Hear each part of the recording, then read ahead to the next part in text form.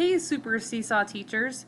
I've been using this workflow for a little bit more than a week now, and I wanted to make an updated video to show you how I am using Seesaw to send out announcements and assignments for students to complete. So follow along and here we go.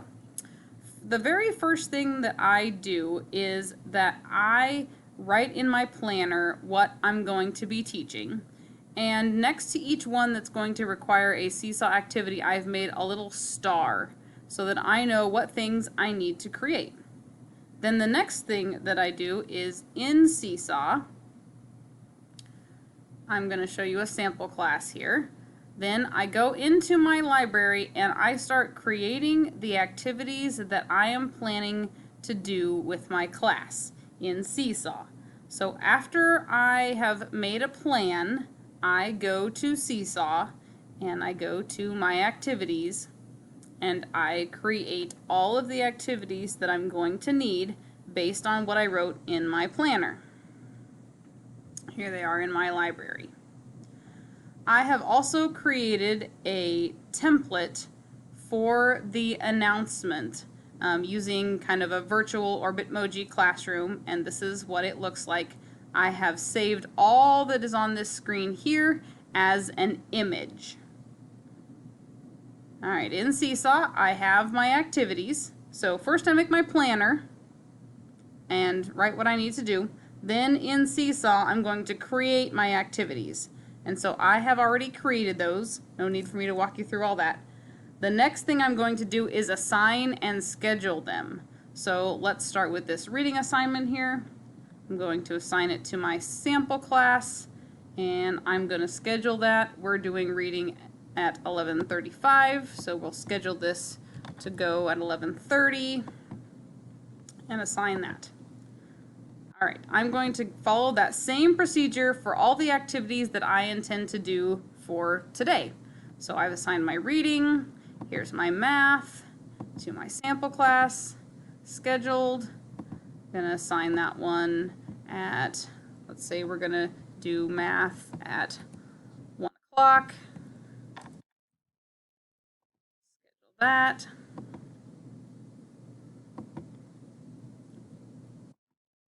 And I'm gonna do this spelling assignment here, and we're going to do spelling at 1:55. I'm just kind of making that up. There we go. Have those scheduled. Okay, so first I had my planner, then I created the activities. Now I have scheduled them. The next thing we're going to go do is create the announcement. So in my sample class here, I'm going to go to Inbox. I'm going to create a student announcement. It's going to look kind of like this. I'm going to click on Send Student Announcement. Choose that that's going to go to my students and add attachment. I'm going to start by uploading the image of that virtual classroom. There it is. And then on top of it, I'm going to type today's date, September 3rd, 2020. I'm going to put that at the top of this whiteboard that I've created. Change the style so it doesn't have a border and put it up there. Alright, now I'm going to go open another tab that has my activity library showing. I'm in another tab, so here's my announcement going, here's my tab, I'm going to my activities to scheduled. There's all the ones that I just scheduled ahead. I'm back over here in my announcement and I'm going to type in my reading assignment is called Goals and Tracking. Change my style here. I'm going to click the 3 dots and link. I'm going to go over here and find that reading assignment. There it is. I'm going to tap on the 3 dots, get student link, copy, back over here to my announcement, paste it in, click, and it's ready to go. So students will be able to tap on that. Now for writing today, During my writing block today, we're actually going to be taking the STAR math assessment. And I can go right to my page that I need them to go to, copy that link, 3 dots, link, and it'll link right to that website so they can go straight to there to get started. Spelling, short vowels.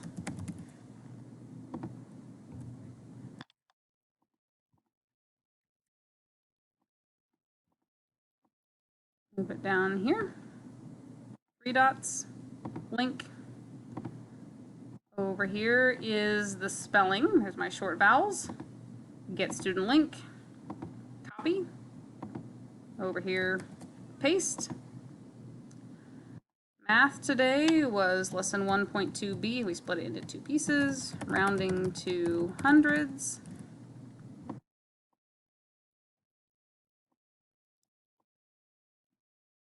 Three dots, link. Over here is my math. Get student link, copied. Back here, paste. There we go. We won't be doing anything for science today, so I'm going to leave that blank. Tap my green check.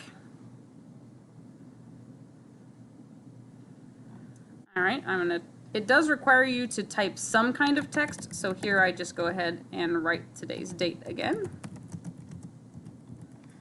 And send now.